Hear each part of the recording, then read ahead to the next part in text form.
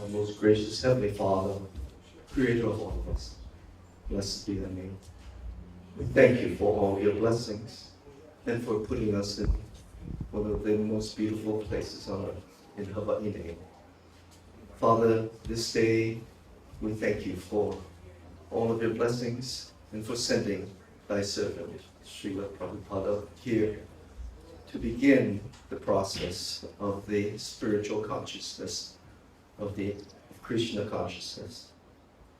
Father, surely he stands there even at this moment beside you, looking down with pride and with gratitude and with love among this group. Father, we ask your blessing on everyone here who is involved with the ISKCON movement. May your blessing be upon them and everyone they touch, so that they may bring thy peace, thy harmony, and thy love to this world, so that your mission on earth may be accomplished. Those things we pray, no kamea, no kia puri a me kamana, me ka ho'onangi ia amawa atu. Amen. Amen.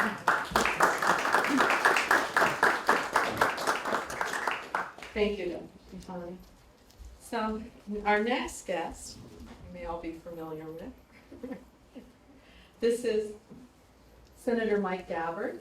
And Senator Mike Gabbard is not only works in the legislature, but he really works with the people. And he's a member of the Hawaii State Legislature and the Senate and representing District 20. Right, District 20. And he has been a senator since 2006. He and his daughter Tulsi co-founded the Healing Hawaii Coalition, protecting environment, improving individual and community health. He's active in schools, teaching watershed protection and many other projects. The Aloha Parenting Project that he and his wife Carol have started in the island. And also he's a champion of environment, organic farming, and chairman of the Environmental and Energy Committee. Agriculture. Can't read my handwriting, so not great classes. And I have a factoid that I'm going to share with everybody, that with all these other wonderful accomplishments, he's actually a very accomplished musician and singer. I couldn't resist. Okay. So today, Senator Gabbard is going to present to Shanta. He's going to present a proclamation from the Senate. Actually, before Shanti, I do that, I want to say a few words. Thank you.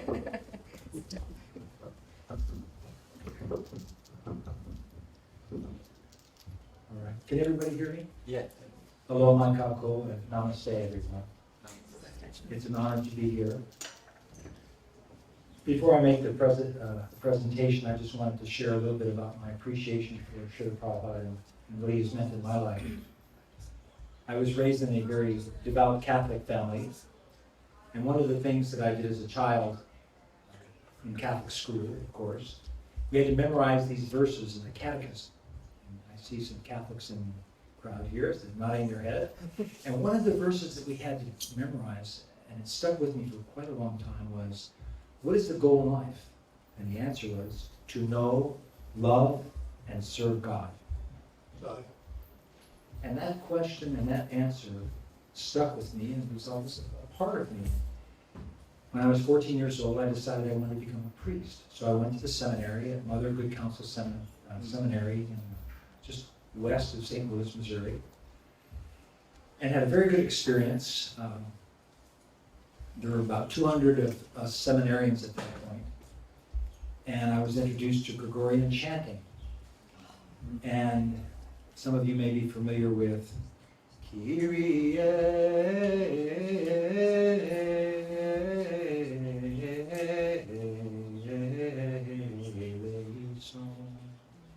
Lord have mercy. Christe eleison.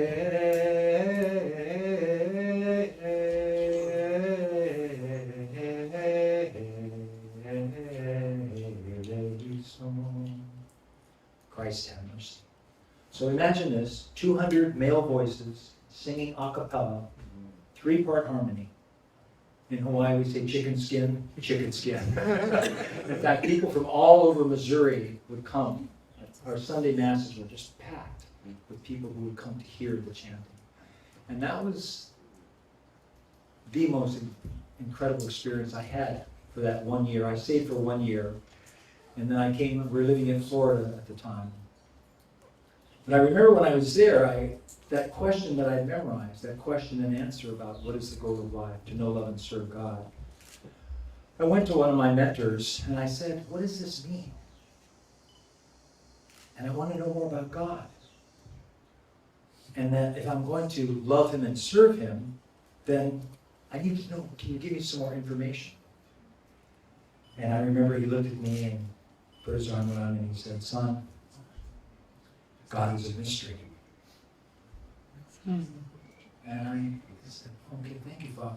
God is a mystery. But it always kind of puzzled me. If Lord Jesus' first and foremost commandment is to love the Supreme Person with all your heart, all your mind, and all your being, He's not loving a mystery. He's loving a person, right? So that's the thing that just didn't sit with me. Who is Jesus loving? He's having this very intimate, loving relationship, but it's not with a mystery. And so, Carol and I, we just celebrated our 50th wedding anniversary a couple weeks ago. She was raised Methodist, and then as a Catholic, we were living in American Samoa. I was the first returning Samoan that had a degree in English. So they had me teaching in the high schools, and I was at the community college, and I was kind of being groomed to become the president of the college. And so we were studying all these different Eastern religions because we both were inquiring. We wanted to know more about God. And I was, many times I would reflect back upon my days in the seminary and that question. And then I ran into a guy on the side of the street one day. This is in Pago Pago, American Samoa, 5 hours southwest of here. And a friend of mine at work had told me about this guy because he said he was talking about Krishna and all these. So I happened to run into this guy on the way home from work and asked him where he was staying. He says, well, I can't stay at the hotel because two guys. Come stay with me. So he stayed at our place. And one of the first things he said, would you mind if I cook while I'm here? No. I'm going to be here for 4 days. And I said, yeah, sure, go, yeah.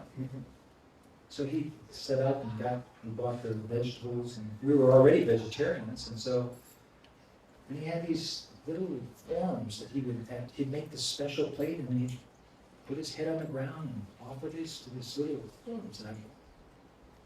And then he talked to us about Krishna and introduced me to the books of Bhaktivedanta Swami Prabhupada. And as I read the books of Bhaktivedanta Swami Prabhupada, I began to understand that to that priest that I asked that question, that important question, God was a mystery to him, but he was not a mystery to Bhaktivedanta Swami Prabhupada. And the more, and I learned from this guy who was staying with us, I started chanting God's names, and the more I began to appreciate and understand about all those verses in the Bible about our help is in the name of the Lord. Save me, O Lord, by thy name. Lord Jesus saying, our Father who art in heaven, hallowed be thy name. And so when I began to understand that God is his name, and that when you say and hear his name conscientiously and attentively, that has a purifying effect on your heart, your mind, your consciousness. So I was chanting Krishna and the Maha Mantra. And the word for God in Samoan is Oleatua. So I had a Oliatua, Haribo. You know, and sometimes some of the villages, we'd go out and chant with the villagers, and they were hardcore Christians, and but they had a good time. We were dancing and had a guitar out and everything. It was just, but I began to understand more and more. All those questions that I had growing up as a Catholic, they began to get answered in a very real way. And so I just wanted to share that with you.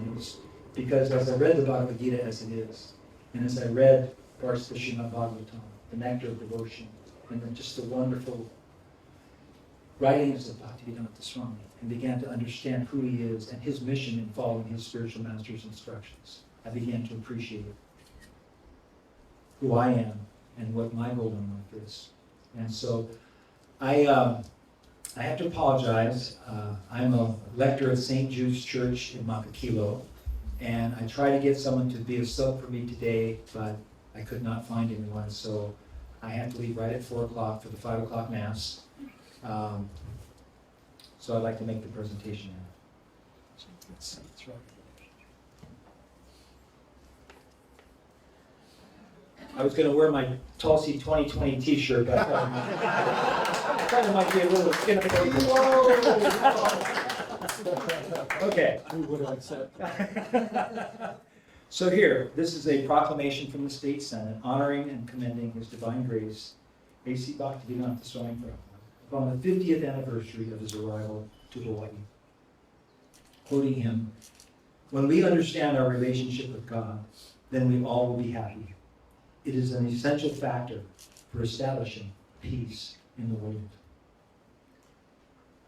And then in the text here, His Divine Grace Bhaktivedanta Swami Srila Prabhupada is the founder Acharya of the International Society for Krishna Consciousness, also known as the Hare Krishna Movement.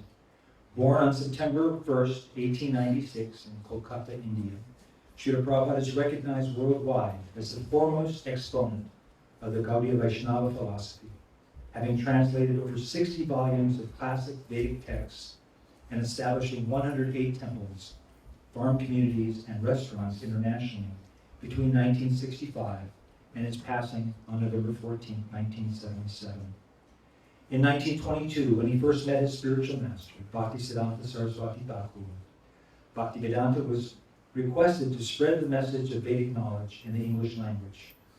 In 1944, he started a publication called Back to Godhead, for which he acted as writer, designer, publisher, editor, copy editor, and distributor. When he was 69, Bhaktivedanta took a difficult journey to America aboard a freighter. He arrived in New York practically penniless, but rich with the desire to please his spiritual teacher and help people in the Western world find true spiritual happiness. Another quote from Bhaktivedanta Swami. "The highest achievement of perfect civilization is to work with valor, but at the same time depend completely on the Lord." And then continuing in the text, in late 1968, Srila Prabhupada sent his disciples to establish the Krishna consciousness movement in the Hawaiian Islands. The first temple opened in Ka'ava in January of 1969. Bhaktivedanta spent time in Hawaii on 9 occasions. His followers welcomed people of all races and faiths to engage in interfaith and interdenominational recognition and worship of God by chanting the Maha greatest mantra, Hare Krishna, Hare Krishna, Krishna Krishna, Hare Hare, Hare Rama, Rama Rama, Hare Hare. And another quote, "The mission of life is to revive the dormant divine consciousness in every living being." So the Hawaii State Senate hereby honors and commends His Divine Grace, A.C. Bhaktivedanta Swami Prabhupada, upon the 50th anniversary of his arrival to Hawaii. Congratulations.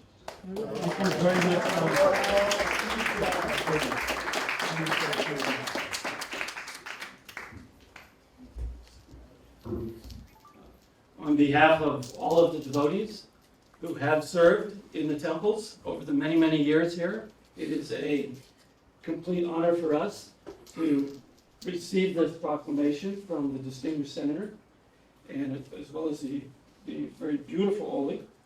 And I would like to have this framed, it is framed, but hung in the wall so that everyone who visits can appreciate this. There's one of the very early devotees, one of the 3 disciples who was made here out of Turya Prabhu, who was unable to attend due to scheduling conflicts. But he shared with me a story. It's relevant because we're about to have our Rath Yatra. And this is a story, his experience in traveling to Puri, India on the train. And it's very much like our experience here with the movement and the temple. He said sometimes spiritual life goes along, okay, you're going in the right direction, like you're on the train and you're moving along, but sometimes that train stops. And on the way to Puri, they have a lot of stops. And sometimes the train actually goes in reverse. Okay? And you could almost get off and walk, it would be faster. But if you stay on the train will go forward again, and you will finally get to your destination. So he says spiritual life is like that. Sometimes you suffer reversals. Sometimes in this temple we have experienced, it seems like things have gone very slow, and sometimes it seems things are going in the wrong direction. But if we try to stay true to the principles and guidelines that Srila Prabhupada has given us, we know that eventually things will pick up again and we'll go back in the right direction. It would be nice if we never had any tribulations, but that's just not realistic in this world. Once again, I would like a very sweet story. My mother is a St. Louis resident and Catholic, and not on my father's side, but she also was going to become a nun and lived for quite some time, and then she decided to have a family, so she left. She never became a nun. But many of the things in the ashram that we do are similar to what you probably experienced in the seminary. So very heartwarming. What is that? Otumi? The Samoan word for God? God. Oh, Oleatua. Oleatua. In Hawaiian, Keakua. Yeah, okay, So if you say Keakua me ke aloha, that's God bless you. One, Mhm. right? Or Aloha Keakua, God is love. Once again, thank you very much.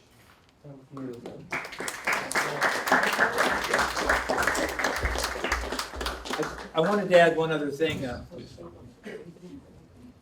Why I never had the honor of meeting Srila Prabhupada in person.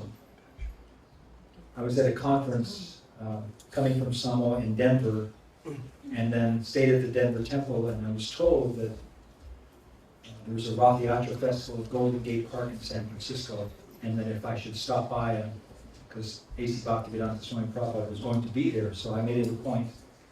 And I saw him from a distance, and he was smiling and chanting, and I knew at that point that the actual meeting in person was not that important because we had already met in our hearts. So it was a very powerful meeting. Thank you very much.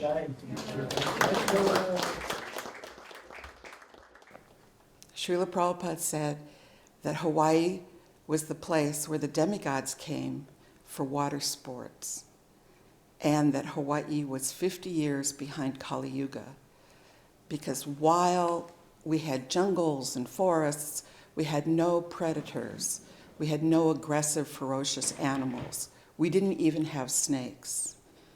From my Hawaiian history, we didn't have mosquitoes until the 1830s, when Chinese cargo ships started offloading cargo in Hawaii, and rats and cockroaches and lizards and scorpions ran free in the Hawaiian Islands. I was at the Ala Loop Temple when Prabhupada first came, and I remember I had to wash the driveway, and I had a lot of water, was all in the driveway, and then I was excited to see Srila Prabhupada, because after reading his books and after reading Bhagavad Gita, I was anxious to see the Acharya, the Guru, and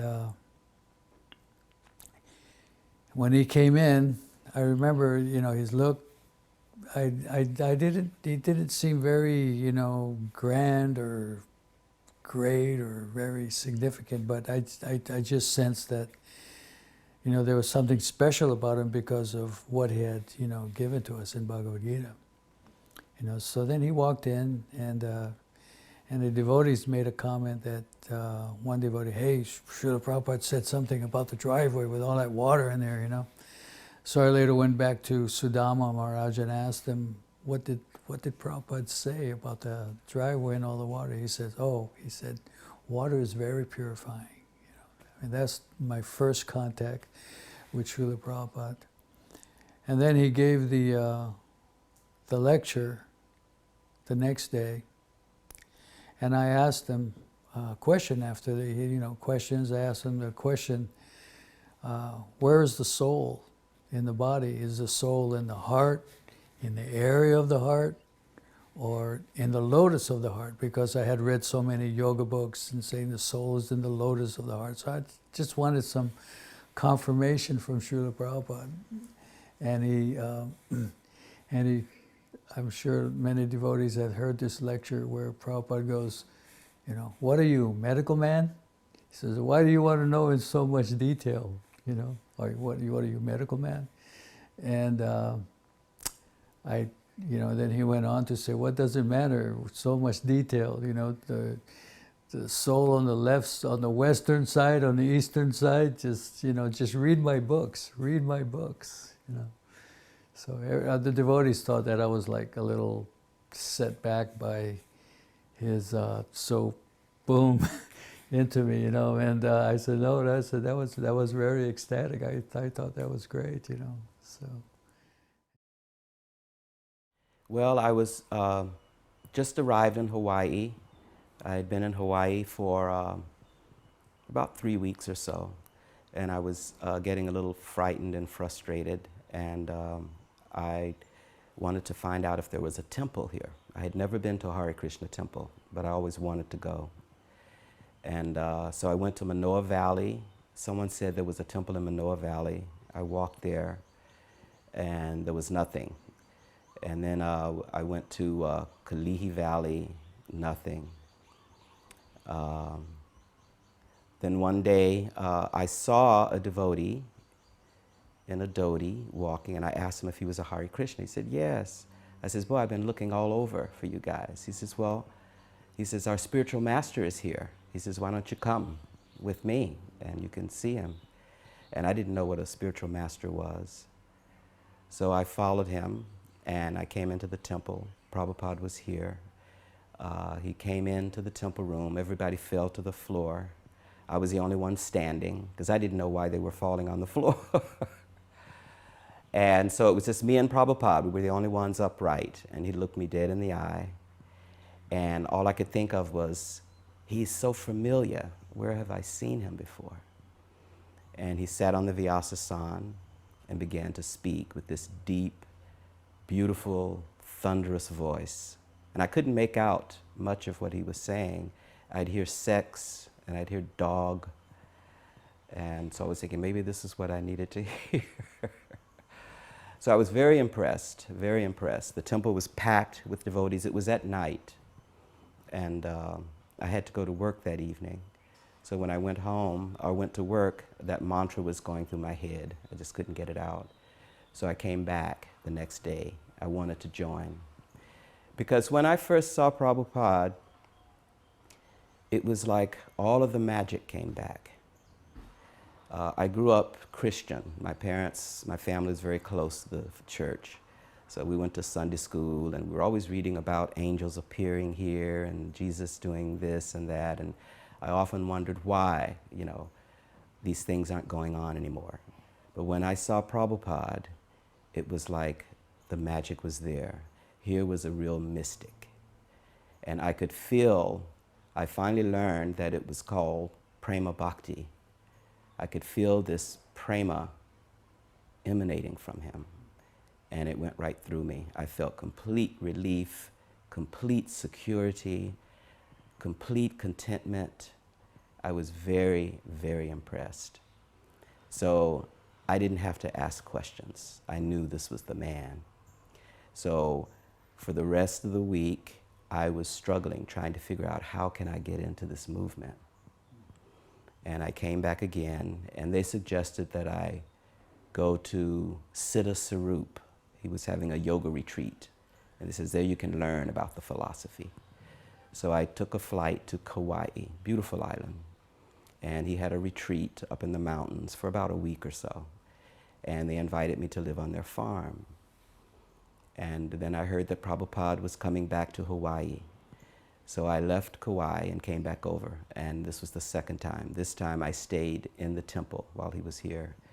And I heard all of his lectures. The chanting was so blissful. He smelled like sandalwood and gardenias. And I was just so happy to be in his presence. So my life, that was the happiest time in my life. So I thought success at last, you know. The first time I met Prabhupada, I was in Vancouver, British Columbia. And I told my temple president, Bahudak, I want to go meet Prabhupada. And he said, if you want to please Prabhupada, you stay here and do your service. I said, Jai Prabhu. So the minute he left the temple, I packed a tiny little bag, put on a red coat, and ran out of the back door of the temple. So I wanted to meet Prabhupada, and he's coming into Los Angeles the next day. On those days, it's hippies time, so it was very difficult to get across the border if you didn't have money. So when I got to the border, there were two custom officers, and because I was wearing a dhoti and shaved head, and they said, it looks like we have a Mormon here. And they start laughing. And they're laughing, and they say, go ahead. So they led me through. That was like, to me, I said, this is a miracle. This doesn't happen. So that night, I hitchhiked to the border of Oregon. And from the border of Oregon to Los Angeles is, I think it's 1,100 miles. It's a good 20-hour drive, 25-hour drive. So I got up as early as the sun came up. I got up. First car that comes by is a brand new Corvette. And it stopped. And he said, where are you going? And I said, I'm going to LA. He says, today is your lucky day. So then I noticed on his dashboard, he had all these gadgets to track the speed traps. So he was cruising at least 100 to 120 miles an hour. Yes, and he was actually a very young, handsome, very friendly. And so before I knew, we were in LA. Like, Prabhupada's coming 4:30 to LA. And he just happened to be going 2 blocks from the temple. So he dropped me off, and I ran. I knew what the temple was. I had a little map. I ran to the temple. I asked where the showers are, and I ran upstairs, shower, put on new clothes, tilak. I ran down the stairs, because the bodies were chanting that we're waiting for Prabhupada already. And as soon as I came, Prabhupada's car is pulling on the back alley. This is in New Dwarka. Then all of a sudden, petals start falling from the sky. So like one of those real good movies where the king is coming in and there's music and trumpets. And so then the car stopped, and for some reason I thought Prabhupada would be tall because of the sound of his voice. So when he got out of the car, I noticed that he was a little short, but then when he got out, he saw the devotees and he saw the flowers, and he smiled, a big, big smile. And if you ever saw Prabhupada smile, you will understand what I'm saying.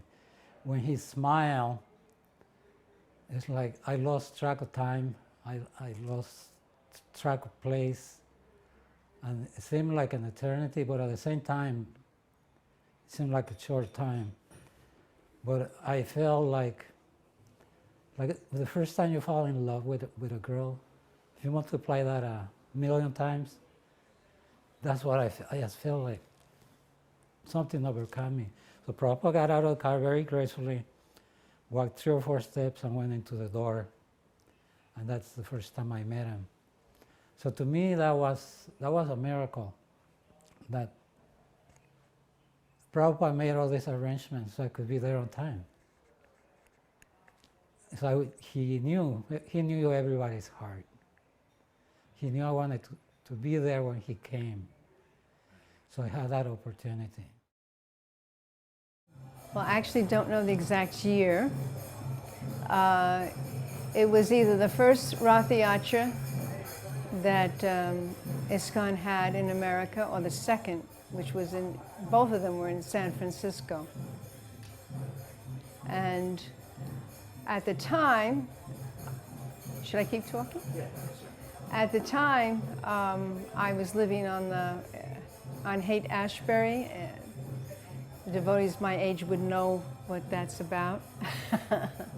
So I was living on the Haight, and we had heard that there was this going to be this big parade, and my friends and I went down to where it was beginning, and the big cart was there, the Rath Yatra cart was there, and everybody, the devotees and other people, were just waiting around, and we didn't know for what reason.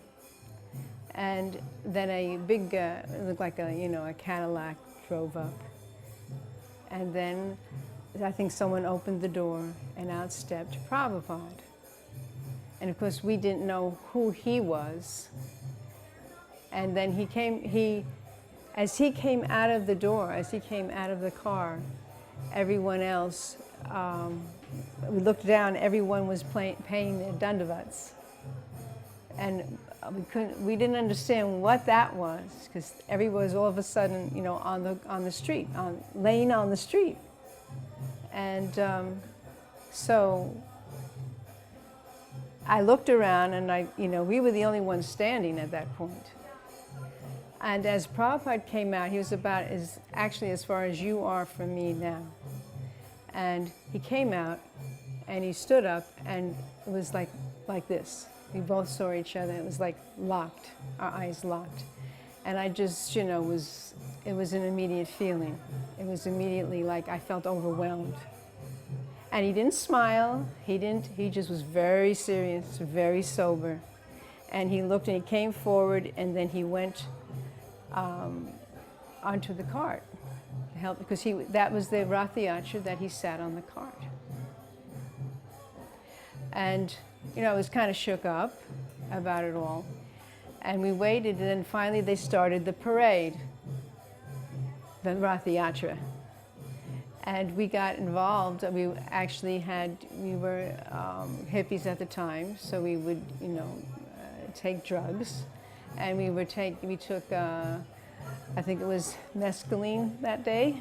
And we were very energetic. We all got on the ropes.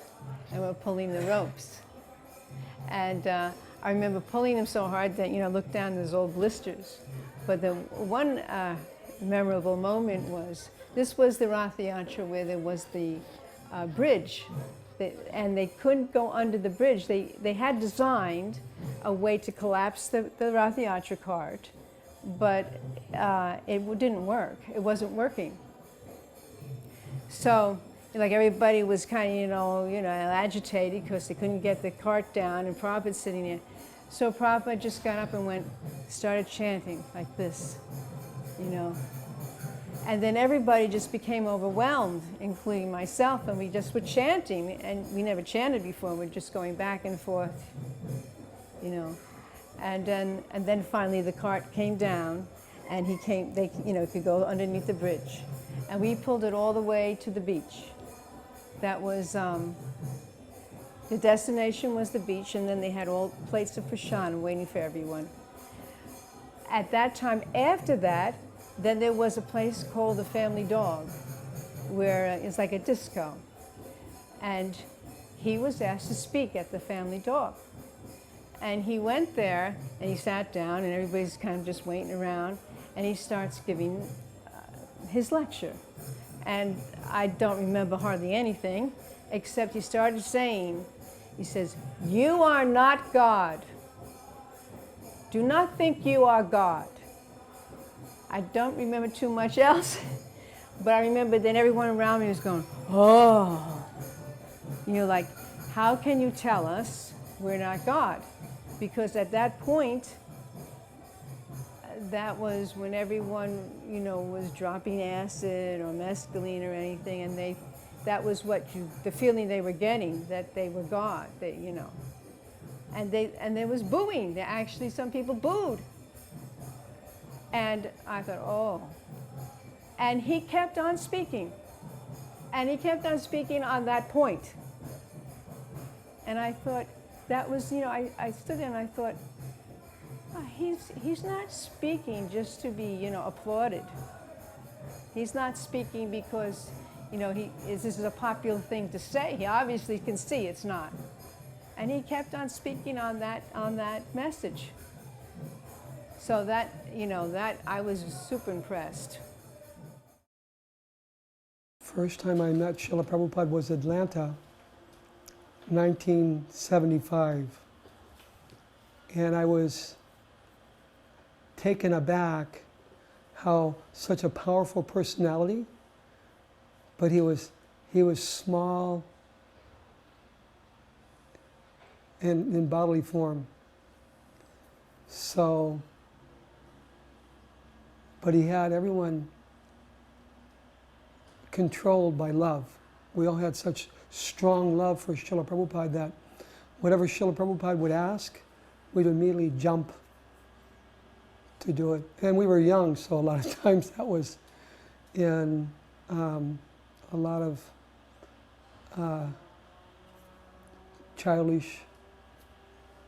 many childish ways. Srila Prabhupada would say that all of his temples were Vaikuntha, but the real truth is that Srila Prabhupada brought Vaikuntha with him everywhere he went. And for us, when we were with him, we had the opportunity to step into that Vaikuntha atmosphere, and we could feel this bliss, this comforting protection, and we could just feel this overarching feeling of love, overwhelming feeling of love. And that's the Vaikuntha bubble that Srila Prabhupada lived in, but he shared it with us when he was with us. Anyway, then it went on where that I think the following day was going to be my initiation. And during the initiation lecture, Prabhupada said he invited everyone that he's going to cook the Sunday feast. And me, I was into like raw vegetables. I would go down on Sankirtan with raw peanuts, and you know, devotees used to like kick me out of the kitchen because I was, how can you eat like that? All these bad food combinations and this and that, you know. And I was sticking to my raw peanuts and raw cabbage. I would have it in my bag, you know, and that's all the only way I would eat. And at evening, I would come back and take some hot milk. But Prabhupada said he was cooking the feast, so I said, oh, I'm going to have to eat this feast. It would be very offensive if I don't eat it, you know. And so it came time where the initiation was going on, and then I believe Gajahanta got initiated, Danadar, there was a few devotees that got initiated that day. And you know, you go up, you say your 4 regular principles, you know, chant 16 rounds. But before I could say my 4 regular principles, it's 16 rounds, Prabhupada goes, so many lifetimes, hogs, dogs, camels, and asses, you try to enjoy your senses, you know. Just take this one lifetime, control your senses, and go back home, back to Godhead, you know. And he goes, your name is Sri Raga. Sri Raga means attachment to Krishna, then everybody jive.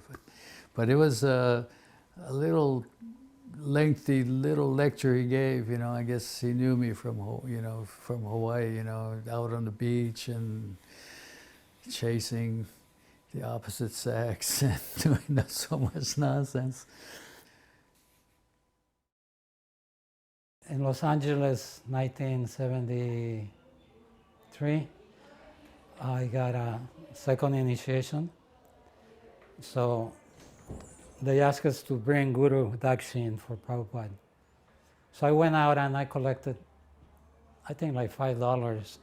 But I thought, I gotta do something special, because this is the greatest guru on the planet. I'm not gonna give him $5. I felt like so I went into the kitchen in LA asking for the biggest wok that they had, and I covered it with a tin foil, and I went to Balian's Market across the street and I bought about $50 worth of tropical fruit.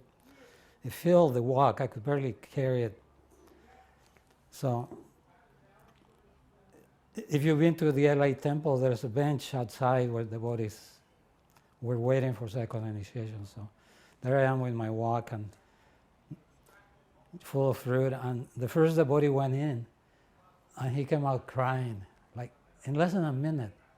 And we were like, wow, what happened? And he said, Prabhupada saw my bead bag and it wasn't clean. And he said, if you want to be a Brahmana, you first have to learn how to be clean. So go wash your bead bag and come back. So we all look at our bead bags and is it clean enough?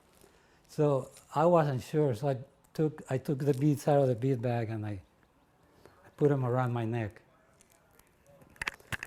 And I put the bead bag on my pocket. So I walk into the room with this wok, huge, full of fruit. And Prabhupada had his little desk on the floor as usual.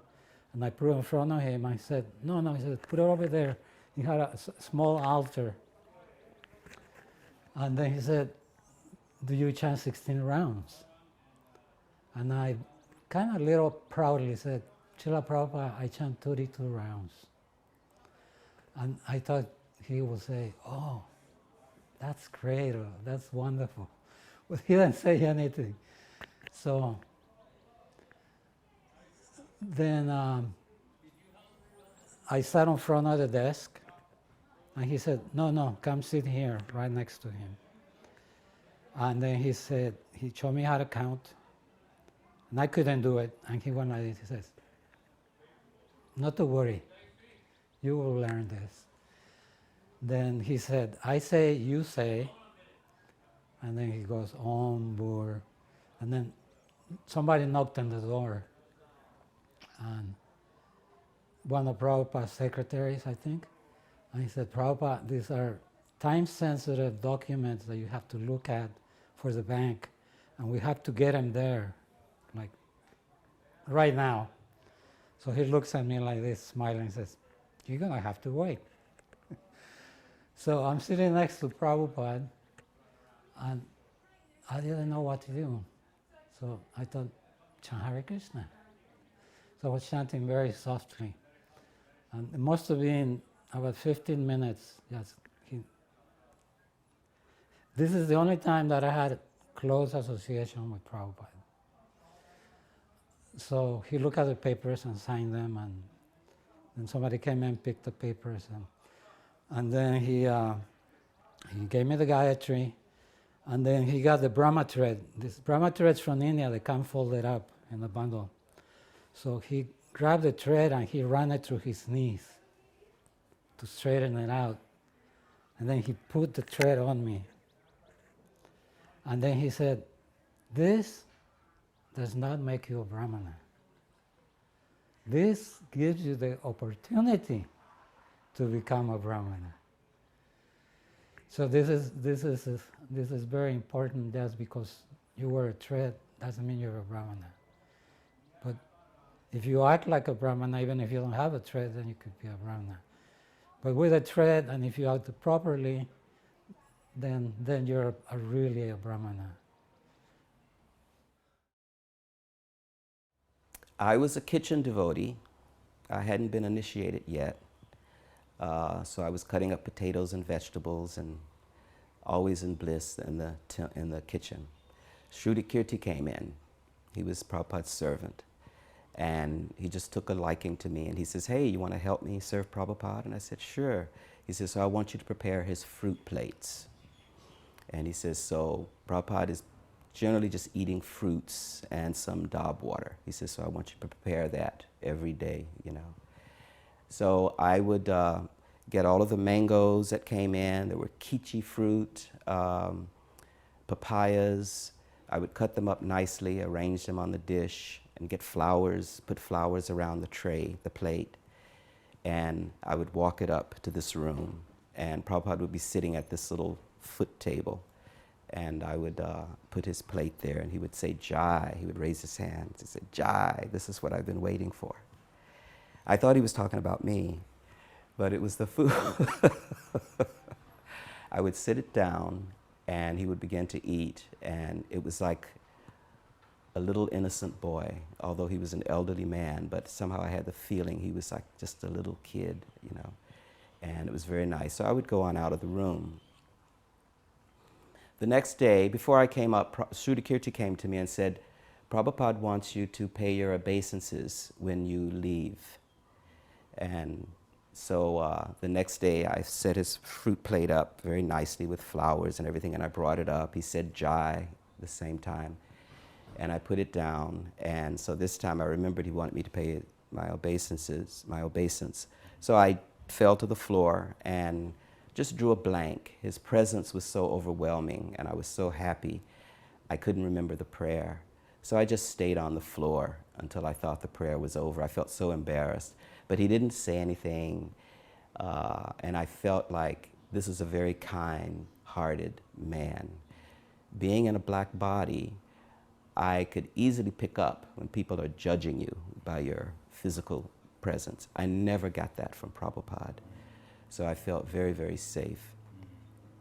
The next day, Shruti Kirti came to me and said, there's some instructions I have for you. Prabhupada said that your pineapples that you cut are too sweet, and they should be tart. If they're sweet, then they're a little fermented. And then he said the dab water was good but cloudy. He said the dab water should be clear like water. And then the third instruction was the flowers. They're poisonous. I would put these oleanders around the plate, and none of us knew. We had all been in Hawaii for quite a while, and Prabhupada was visiting here, and he was the only one who knew that that flower was poisonous. So I stopped putting the flour on the plate. And so then I would come in, and this time I thought I did everything right. And so I asked him. I finally built up enough nerve to ask him, was everything okay? And he would bob his head and says, everything is fine, you know. So I felt so elated and happy. One other thing I didn't mention was that before I started making the plates, Shruti Kirti warned me, because we had been trained, when you prepare food for Krishna, you don't taste anything. Your hands are clean, your mouth is clean, you just know what ingredients, how much to put in, everything. So I knew that.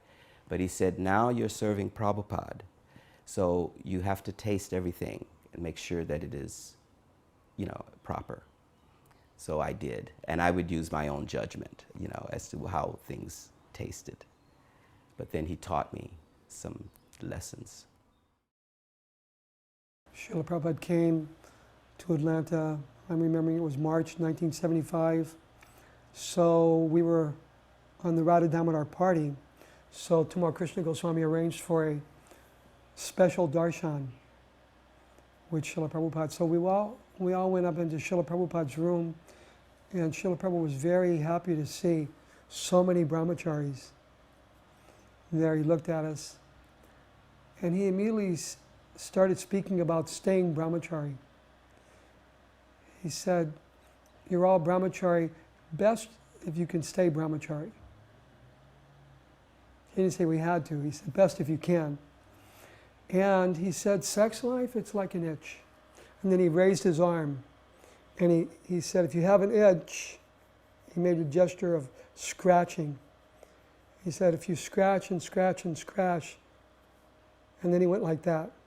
In other words, you keep scratching, it'll get infected, and it'll become a worse problem. So Srila Prabhupada gave that example. Very instructive. Stay brahmachari.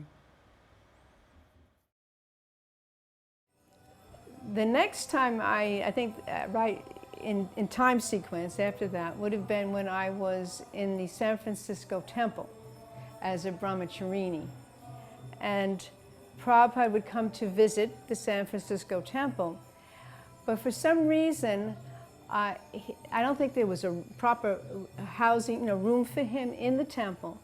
But there was a couple who lived outside the temple in Berkeley, I believe, actually, and they had a very nice apartment, very nice place. And they would host Prabhupada there, and we would go there to clean up and do, chores for them and for Prabhupada while he was there.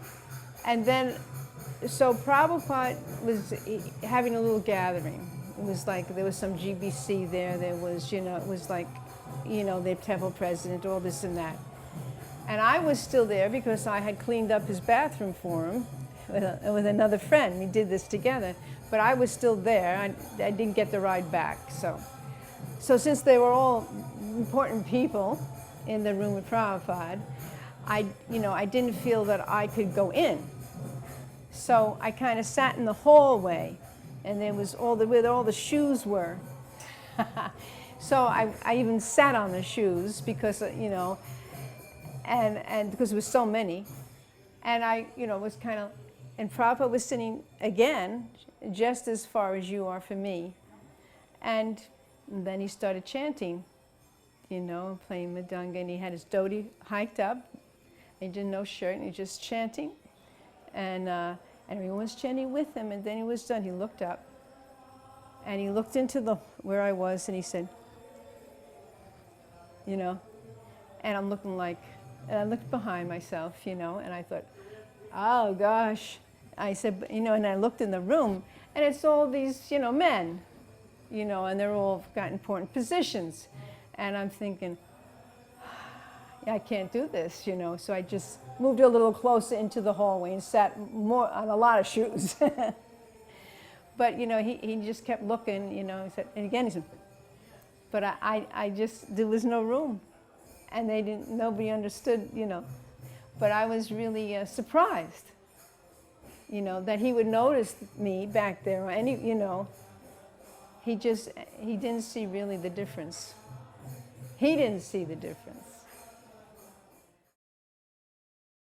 So somehow or other I decided in my mind, if I could find Srila Prabhupada at 8 different temples, this will be the perfection of my life. And of course, we didn't know how long Prabhupada was going to be on the planet.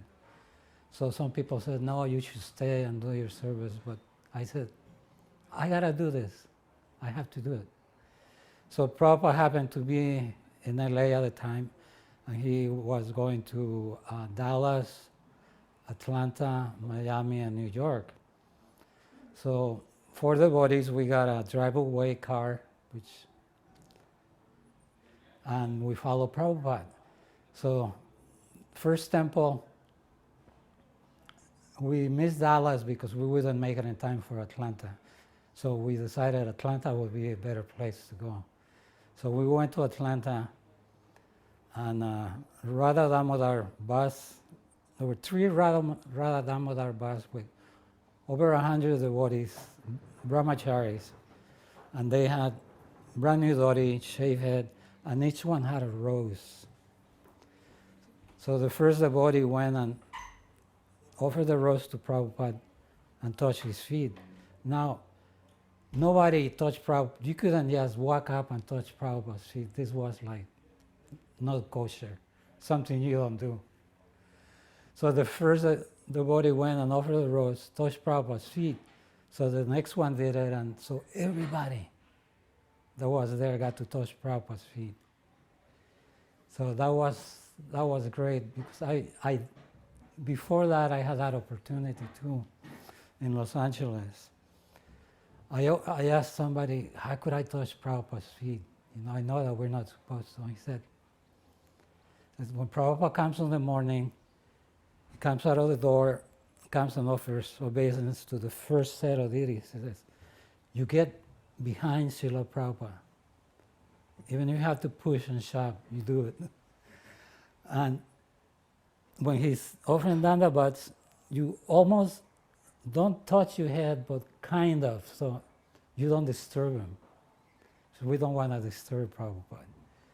So I went and I did it, and I did it. I put my head on Prabhupada's feet when he's offering dandavat. That's like stealing mercy from the Guru, but Guru Kripa is very important. We have to be greedy for the mercy of the spiritual master. So if by hook and crook, then you do it, but that's the only way to do it. So on this tour in Atlanta, back to Atlanta, Prabhupada taught us the song Udilo Aruna. First he said word by word, then line by line, and says, okay, now we will sing it. Says, give me a mridanga. I never seen Srila Prabhupada play the mridanga. So I thought, wow, I'm going to watch him to see play mridanga. So they brought him a drum, Atlanta, wintertime. These drums made out of leather, they go flat.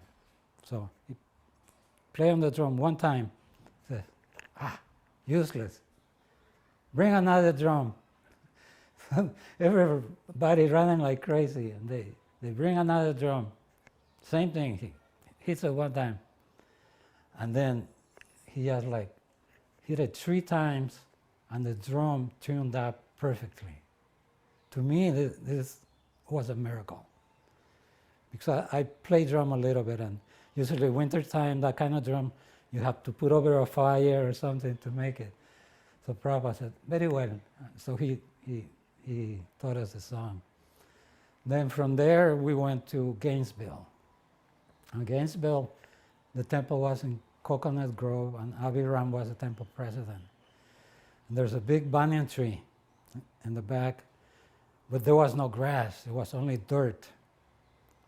So he figured, better than sitting on the dirt, we'll get some dry leaves. So where do you get dry leaves to cover a huge area? So somebody said, let's go to the dump. People take leaves to the dump. So here we are, I don't know, 1 or 2 trucks, 10 devotees.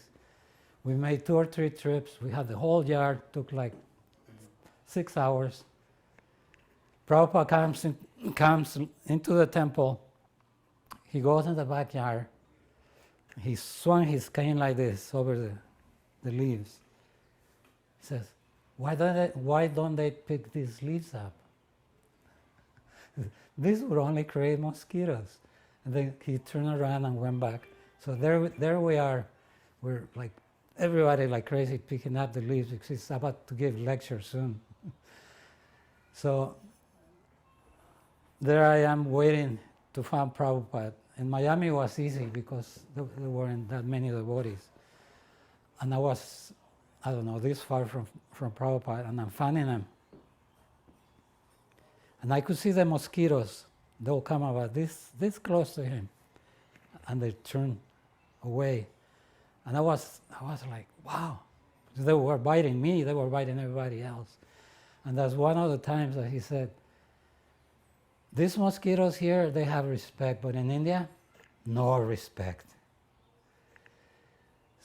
So then a person from the audience, some Rastafarian-looking guy, says, I hear Lord Shiva smokes ganja. And Srila Prabhupada smiled, and he said, yes, he does. He says, but also he drank an ocean of poison. So if you could drink this ocean of poison, then okay, then you could smoke. So everybody was amazed. Also, another person asked another question. He had a turban, he was a follower of Guru Nanak. And usually when somebody will name any guru, Prabhupada will say, I don't know who that is, or he'll just didn't answer. But in this case, he said, you're so fortunate to have a guru like Guru Nanak. And of course, we know that the Sikhs defended the Vaishnavas many, many times.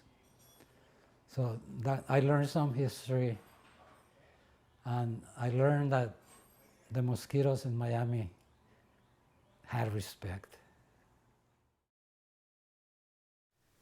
As I listened to Srila Prabhupada's lectures, I realized that not only was he brilliant, he was beyond mega genius brilliant. He knew everything about everything. There was a tree that grew on the driveway of the temple, and it was a strawberry guava tree.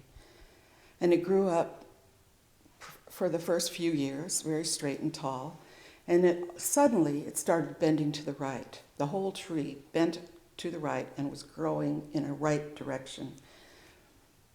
And Srila Prabhupada walked under that tree, or was walking the temple grounds, and he said, this tree is trying to go into the temple to see Lord Chaitanya.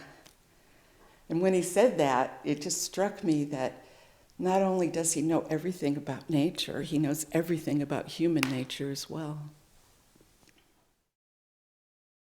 Later we went on to, more familiar with the philosophy, and I am now a prasadam addict. I couldn't wait for the next Sunday feast. They had so many good cooks in those days in Hawaii. And Prabhupada visited, a few times, and sometimes he would stay length, but there was this one time when Srila Prabhupada came, I was outside working living outside the temple, working as a security guard. And my neighbor, he was a florist, and I heard that Srila Prabhupada was coming, and so I was, I gotta make some kind of offering, So as I went to work that night, I went to the neighbor's refrigerator, which was in his garage, and I wasn't thinking like I was stealing it or this, but actually that's what I was doing. I was a thief, and I was stealing these flowers. And but I took a huge box of carnations, and I took it to work that night, and I made a garland that was, would come down to like below Prabhupada's knees. And so I spent that night. So the next day I went to the temple. I brought the whole box of flowers to the temple, and Lakshman, the Pujari, had taken all the flowers, and he had decorated the altar. There were flowers all over the floors. The deities were garlanded with, everything was very beautiful. And Srila Prabhupada's Vyasasana, they decorated nicely with all these pink and white, Hawaii carnations. They're very fragrant carnations. So when Prabhupada came in, he, offered his obeisances to the deities, and I had that long garland in my hand, and I asked the temple, when Prabhupada went to the Vyasasana, I asked, do you think I could put my garland on Srila Prabhupada in my security guard uniform? You think?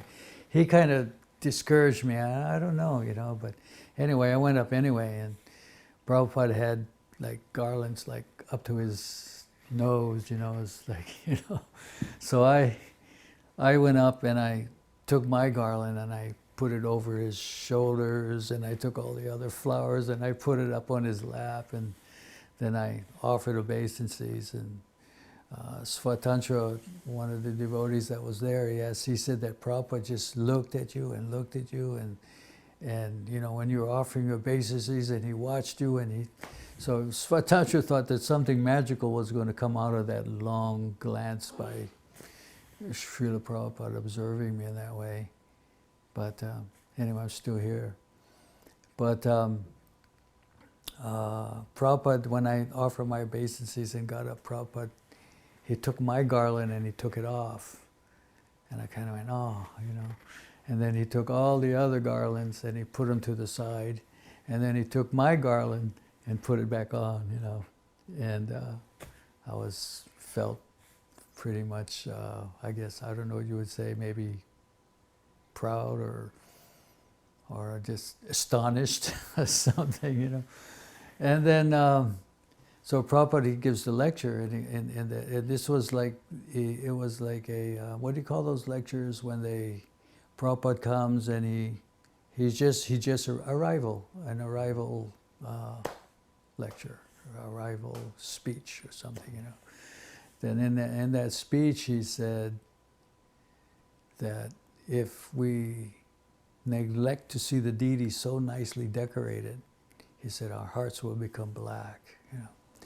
And he went on to say that, you know, the lecture went on more and more, and then at the end of the lecture he goes, even if you're a thief, and if you take and you give to Krishna, you will benefit, you know. So anyway, the next day I went to the Kapilani Rose Garden, and then I took the most fragrant roses I could find. You know, I picked all these roses and made another garland, and still in my security guard uniform, Prabhupada went up to greet the deities. He walked up, and then I stepped out. Then he turned to me, and he was just this, I know so many devotees have described this smile that just blows you away with so much affection. And so I put that garland on Srila Prabhupada, and he went up and he sat down. And so again, he took that garland off, and he told Shrutakirti to take that garland like upstairs to the room. He's like, he gave you identity. You know, everyone is looking for that, for some distinction, you know, some adoration, you know. And he gave that, you know, he gave you that identity, and he gave you the affection you need to, you know, what we're always looking for. We're always looking for affection, and he gave it as you know, more than what you needed, you know, so to carry you through the you know, the times when you're full of anxiety. But he was powerful like that. You can see that love is the power. That affection was very powerful, and he was expert. You know, with expert in loving dealings. You know, he was capable of not putting, you know, the darkness into the association. You know, it was just always pure spirit, pure love. You know, so that's what I always saw in Srila Prabhupada. You know, he was always that just a beacon like that. You know, it radiated from him. He was always, and it was very powerful, very, very influential, and it was, you know, a spiritual influence. So when I decided that I had to fan Prabhupada at 8 places, I inquired from people, how do you get to fan Prabhupada? And I heard different versions, but the one version that I used, this devotee told me, you stand next to the person fanning Srila Prabhupada, and if he stops for 1 second, you don't ask. You grab the camera and you start fanning. So I was like an eagle, just looking at this devotee. And a fly landed on his nose. So he stopped, and when he's trying to scare the fly, I grabbed the camera, and he was stunned. You know, he didn't know what to say or do. But I already have the camera, and Prabhupada is right there, so he's not gonna, you know, say like, oh, whatever. So I started fanning Prabhupada. So in those days, even to get close to Prabhupada's Vyasasana, it was difficult because you had all the GBCs, temple presidents, big devotees, and the little devotees couldn't get close enough to Prabhupada. So even to get enough close to fan him, it was even harder. But I was determined that if I could do this, it would be the perfection of my life. And then after Prabhupada disappeared, then I came to the realization that I performed this great, tiny little service, insignificant. But it was a pure devotee, and I had a determination to do it. And I felt that this is what human life is about. We have to serve Guru by any way we can, even if it's a small way or a big way. If you go to a dentist appointment, leave a little pamphlet on the bench. When people are at the checkout on the store, they say, "How you doing today?" You say, "Oh, I'm doing terrible. I cannot think of Krishna today." So we always have to think how to please Guru in any way we can, big or small.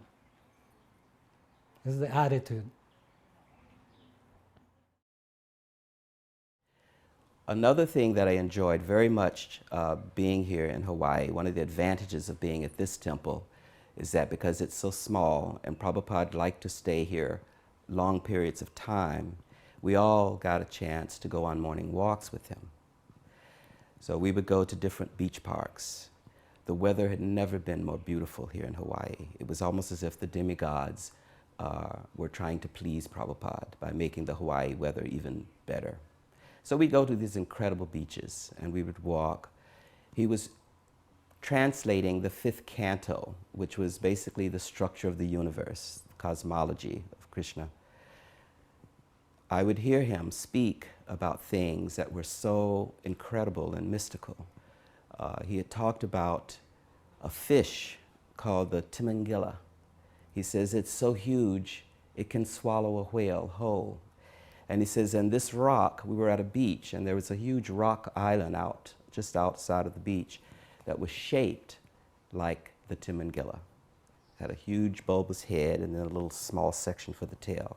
We call that Rabbit Island. It's a huge island. But he said that is the size and shape of the Timangila. And we were just dumbfounded. We were thinking, man, this is incredible. So I wanted more. I wanted to hear more of these mystical things, you know. So he talked about the Golden Mountain and the ocean of milk and the ocean of sugar water. So I just immediately decided I've got to get this 5th canto and peruse through it and find all this information. So one time when I was in LA, and Prabhupada was giving a class, and there were so many devotees in the temple room. It was packed. And I don't remember so much about the class. And maybe I was even, getting a little sleepy, I'm not sure. But all of a sudden, Prabhupada, he raised his voice. I mean, it felt to me like he was almost shouting. And he said,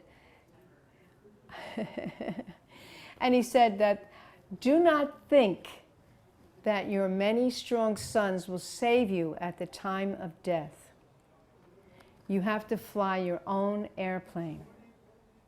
And that's something that, has made a very deep impression, because so many people are so proud of their children, especially sometimes if they're boys, They're very proud, and they think that by having them, their future is taken care of. But Prabhupada was saying, do not think that. Do not think that they're going to save you at the time of death. You have to save yourself. You have to fly your own airplane. Once Srila Prabhupada was leading all of us in Jaya Madhava prayers, and tears started flowing from his eyes, and they were rolling down his cheeks. And when he was finished, he said, this song is so wonderful because everything is there. Krishna, the cows, the gopis, the gopas, his parents, his extended family, the forests of Vrindavan, the Jamuna River, everything is there. This is so wonderful. And another time I was sitting on the side of Srila Prabhupada, and he was chanting the Maha Mantra so forcefully, with so much impact and so powerfully, and tears were flying out of his eyes. I was on the side looking at him, and I could see these tears, they were like arrows, and they were flying towards the deities. just like someone took a bow and shot an arrow. These tears were straight as arrows, and they were flying towards the deities. Again, Srila Prabhupada is in Atlanta. We were visiting him. Srila Prabhupada had just finished offering arti, and he was sitting on his Vyasasan, and he asked, where was Tulsi? He sat on his Vyasasan for, at least a minute, looking, and then he asked, where is Tulsi? And the devotees weren't exactly sure what he was referring to. So they brought Tulsi and put it on Srila Prabhupada's Vyasasan. And Srila Prabhupada said, not there. Tulsi should be higher. So they put Tulsi on a higher spot. And then he also made a point that Tulsi should always be on the altar. Very instructive point how important Tulsi is in our society. Prabhupada wanted that Tulsi is always there. I'll never forget that. Wonderful pastime. So the morning, we went to a morning walk on Magic Island. And when when we were out there, I couldn't pay attention to the conversation that was going on, because growing up in Hawaii, I used to, I surfed my whole life. It was like born in the water there, and like body surfing when we were like 2, 3 years old, and surfing, that was like very, was very attached to that activity because it was so much fun. And so that morning walk, I'm watching the waves. The waves were up. It was about 6, 7, 8 foot waves at Ala Moana, right off Magic Island there. So the whole time I'm glancing over and looking at the waves. Oh my gosh! After this morning program, I'm going to head out. So we all we did the walk. I can't remember one thing that was about the conversation on the walk. But then when we came back to the temple, the Srimad Bhagavatam class, Prabhupada gave the lecture. I can't remember what verse, but he did mention, he said, just like those boys out in the water, what do you call them? Suffers? And everybody laughed when he said suffers, and then someone in the audience goes, oh, surfers, Srila Prabhupada. And Prabhupada laughed. He goes, oh, I call them suffers. And he went on to say, now I heard, because I wanted to go surfing that day, but I heard that day that when he was speaking, he said, if those boys out in the water, if they spend their whole time surfing and not cultivate Krishna consciousness, they will take birth as fish. Now that was on the tape, but what I heard, I don't know, maybe there was a special mystical addition in there where I heard Prabhupada say, if you spend your whole time surfing and not cultivate Krishna consciousness, you'll take birth as fish. So later when I went back to my house, Kailash Chandra, oh, you remember what Prabhupada said, you can take birth as a fish. I said, well, I heard that if you spend your whole time surfing and not cultivate Krishna consciousness, you'll take birth as a fish. So then I went, I grabbed my board and head out to the beach. Anyway. After about a year living here in Hawaii, I was interested in art, and I had been communicating with Jadharani. I sent her some sketches, and she said that she would welcome me if I came to LA and work with the artist. So I immediately made that my goal. So I got permission from the temple here in Hawaii to go to LA. And I went there, met Jadharani, and we got established there as one of the artists. So I would help with some of the paintings, doing a lot of the details. We all would do a group work on paintings. So one day, Prabhupada wanted to see just the artists, and he wanted us to bring our paintings. And at the time, I was working on a beautiful painting of Krishna under a beautiful tree with his flute and a cow. And I worked very hard on it. All the devotees thought it was very beautiful. So I thought, now I get to show this to Prabhupada. How fortunate. So we all came up to the Prabhupada's room in the Los Angeles temple with our paintings, and we all sat around. Prabhupada spoke a little bit about Krishna, and then we all took turns coming up to him with our paintings. I don't remember much what he said about any of the paintings of the other artists, but when I got up, he didn't even look at my painting. He was looking at me. And I just felt this powerful purging, and I just threw my head down. So then he looked back up. He said, "You are all doing paintings of Krishna standing by the Jamuna." He says, "Are you reading my books?" And he said, "If you read my books, you will find that Krishna is not just standing by the Jamuna. He is doing all kinds of fantastic things." He says, "So I want to see a book, just paintings of Krishna doing his pastimes. You flip a page and he's doing this, another page he's doing that." He says, "That is what I would like to see." He says, "Right now you all have come to me with these paintings and they're all similar." He says, "So read my books." So that was my instructions. I took that as my instructions from Prabhupada. So I had one of the newest Radha Damodar traveling Sankirtan vans, and Srila Prabhupada was preparing to go on his morning walk. He walked up to the van, saying that it was brand new, and he was going to take that van. That happened to be my traveling Sankirtan van. We just got back from traveling Sankirtan for a few weeks. So when they opened the door to let Srila Prabhupada in, the van was a total mess. So Srila Prabhupada wouldn't take the van, wouldn't go inside. And he explained that we should clean our vehicles every day. We'll take better care for them. So the next morning, Srila Prabhupada again came to my van. That evening, I was supposed to clean the van. That evening, we were harassed by the police, chased all over. I was running and picking up devotees. So again, I didn't get a chance to clean the van. The next morning, again, Srila Prabhupada wanted to use my van. He wouldn't go inside. But he didn't make any further comment.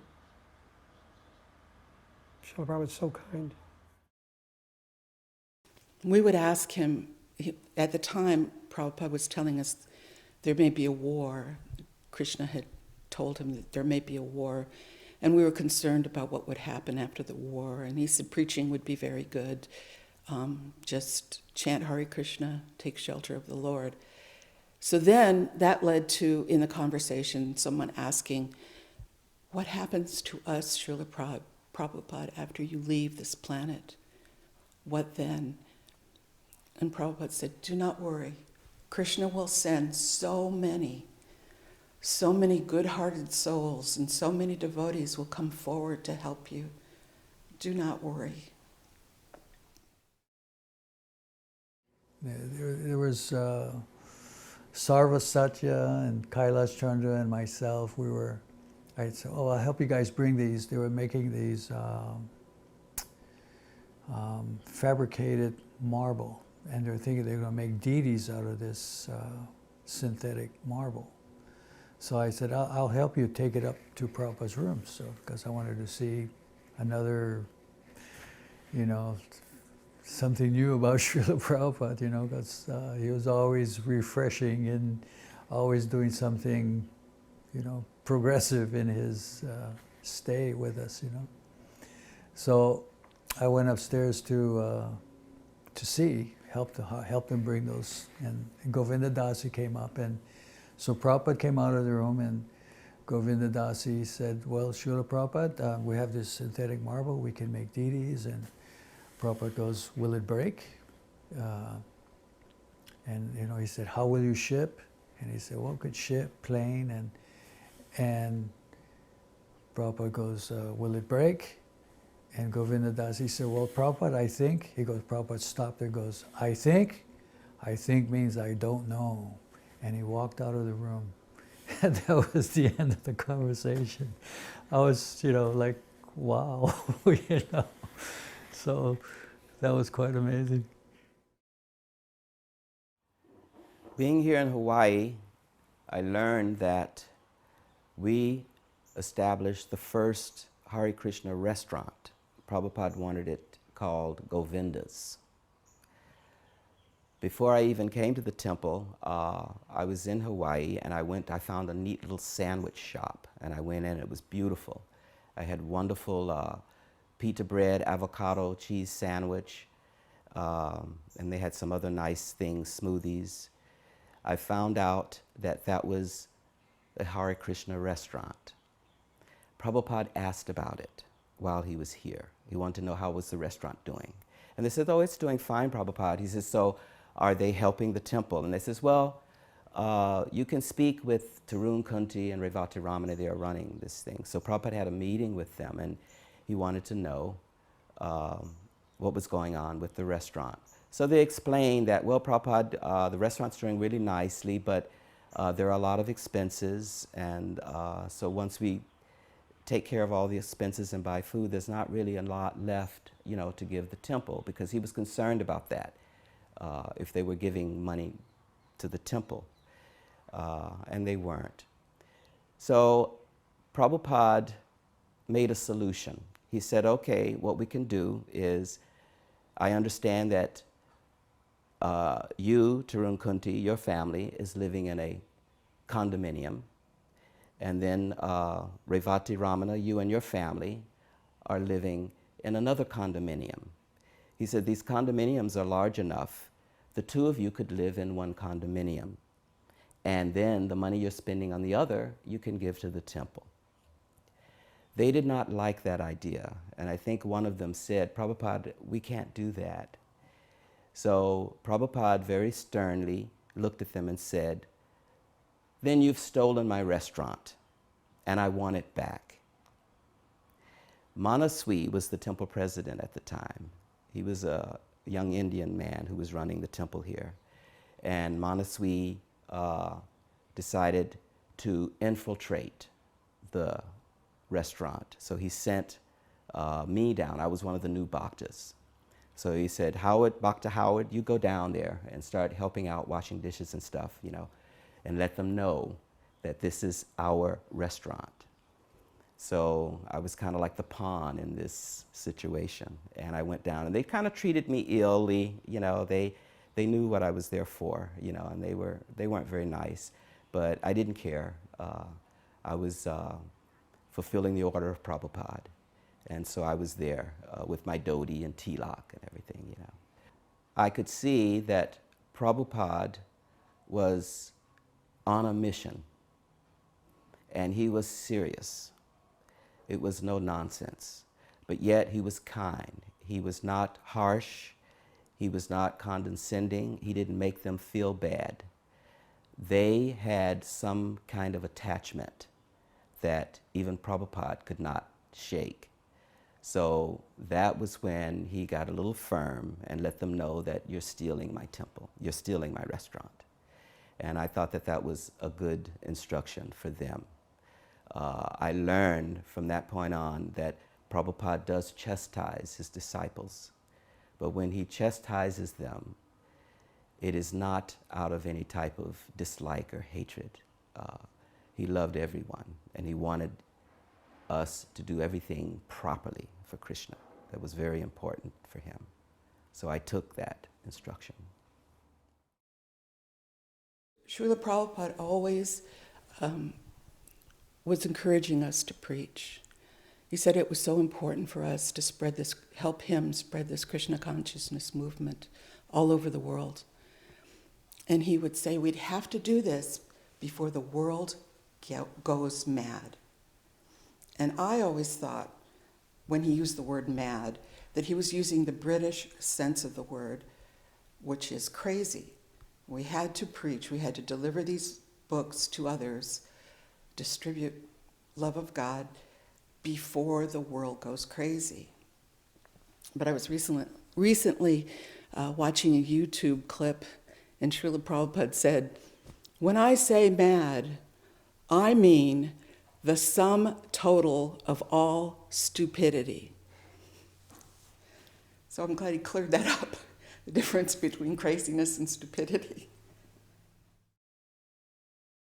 Like when things got really bad for me and really terrible, I always, I guess, mentally take shelter of Prabhupada and think of him and think it's going to be all right. It's going to be all right. He's never going to leave me. He's my friend. He'll always be with me. He's right there. He's not going anywhere. He's not leaving me. And I think, and he has all the answers. You know, so what, you know, why go anywhere else? Why do anything else? You know, because you found someone you can really trust. Someone you can really trust. Never going to let you down.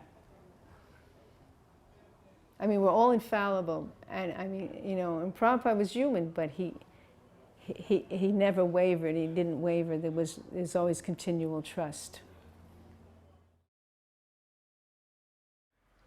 I think the quality that impressed me the most of Srila Prabhupada was his depth of Krishna consciousness, his vast learning, as well as his being able to engage so many different personalities in Krishna's service. Srila Prabhupada appreciated all of the services rendered. Of course, we were doing Sankirtan. Srila Prabhupada really encouraged Sankirtan, preaching, book distribution. Srila Prabhupada told us, because of course he was building Mumbai, he was building Vrindavan, he was building Mayapur. So we were giving huge donations every month to Srila Prabhupada. Srila Prabhupada was very appreciative. And Srila Prabhupada didn't overlook, he said, even if people give 1 farthing, they're saved from going to the deepest, darkest regions of hellish existence. That impressed me. That impressed me, that how kind Krishna is, how kind Srila Prabhupada is, that even if we gave him farthings, he respected it as being, you know, our offering, and we're making advancement in Krishna consciousness. I will start by saying that I was in Los Angeles, and there's these little fences where the bodies sit down. And Prabhupada was coming out walking. And he went to Prabhupada and said, "Srila Prabhupada, I must have done so many austerities in previous life to become your devotee, to meet you." And Prabhupada says, "You didn't do anything. It's all my mercy." So Prabhupada had so much mercy that you didn't have to talk to him. You didn't have to, simply by being in his presence. In Los Angeles Temple, there's a garden, and on the 2nd floor, there is a prasadam room. And we used to go on and look at Prabhupada when he's in the garden, because you could never get tired of seeing Prabhupada. Everything he did, it was like those people that do Tai Chi. His movements were delicious. Everything he did, it was like perfect. So we love just to watch him. And sometimes he would look up, and there would be like 5, 6, 10 faces. So he told Karandar, he says, I don't like this. He says, I want to sit here, and I don't want people up there looking at me. So they put paper on the windows, but we were allowed to make tiny little holes on these papers. And of course, we would be looking through these little holes just to see Srila Prabhupada. And if you ever saw Prabhupada, every time he gave class, and everybody will tell you this, he will look straight into every one person in that room. He will look right into your eyes And for that second, you will feel it. You will feel that mercy.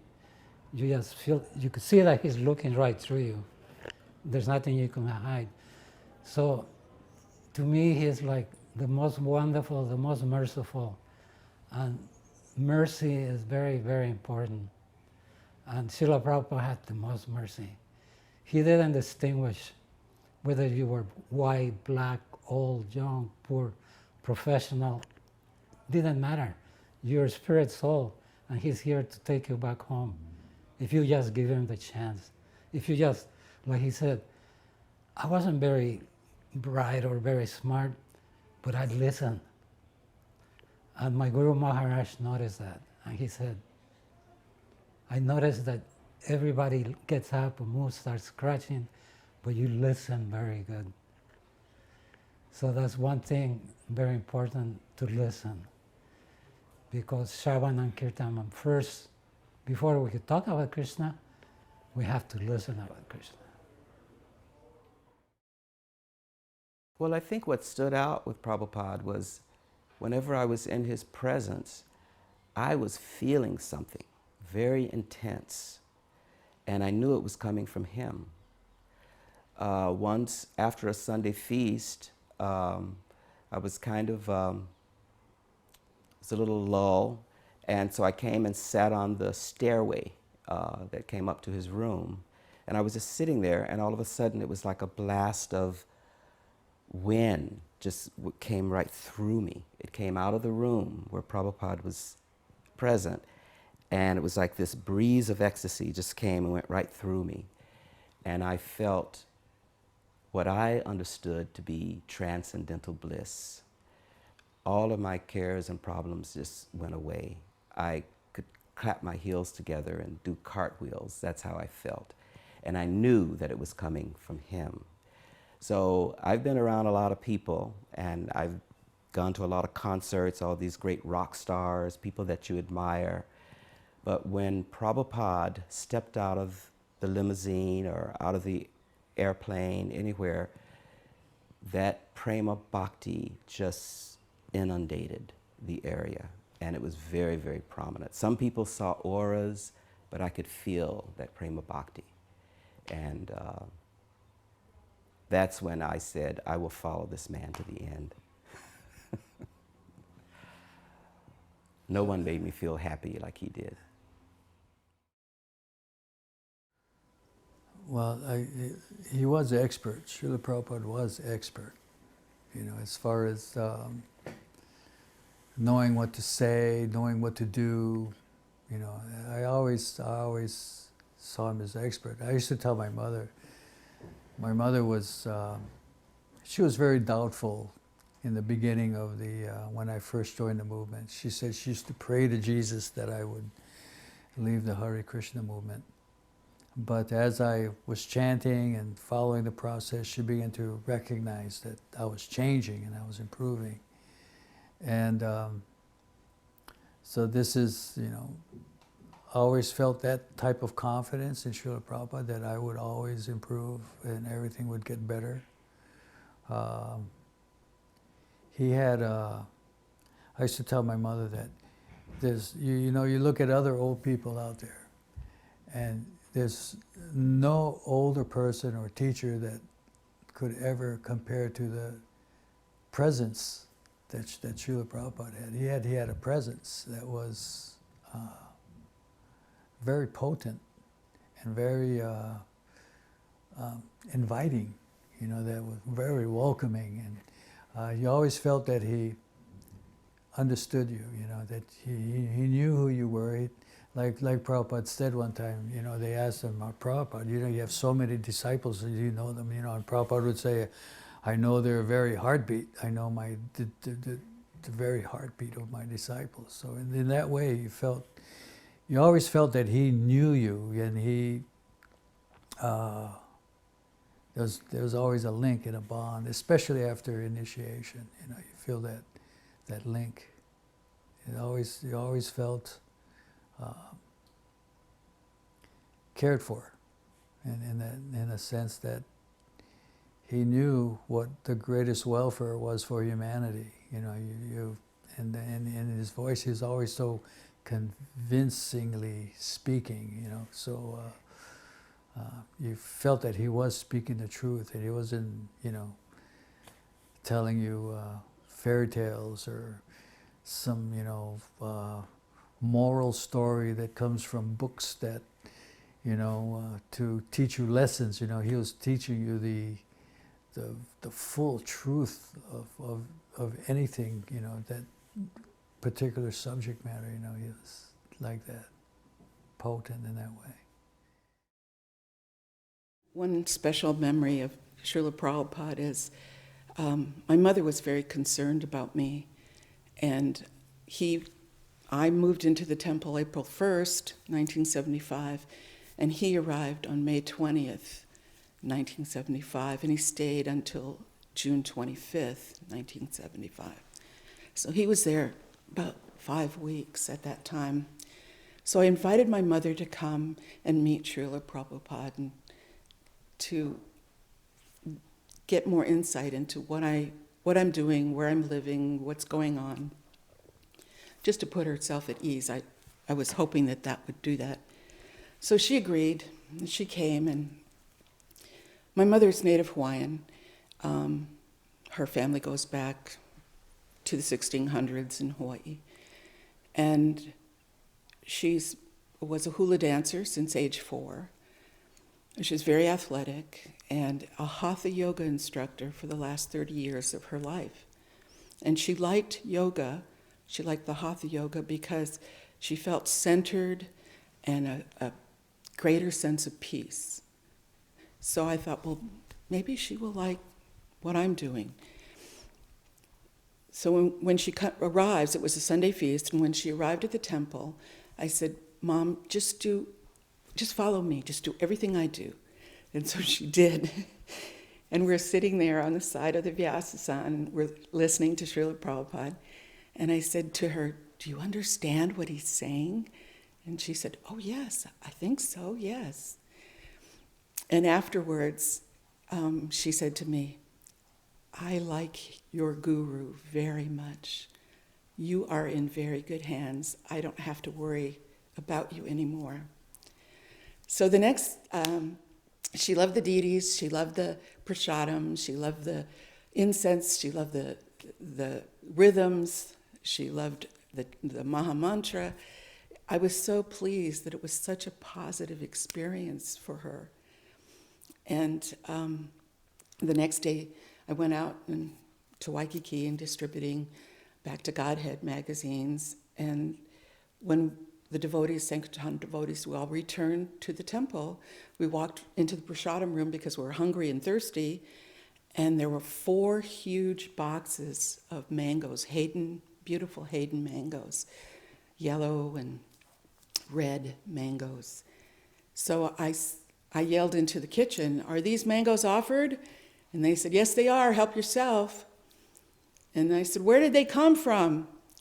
And the cook walked out of the kitchen and he said, your mother brought them this morning. She said she got your aunt and your uncle to help her pick these mangoes from your grandfather's tree.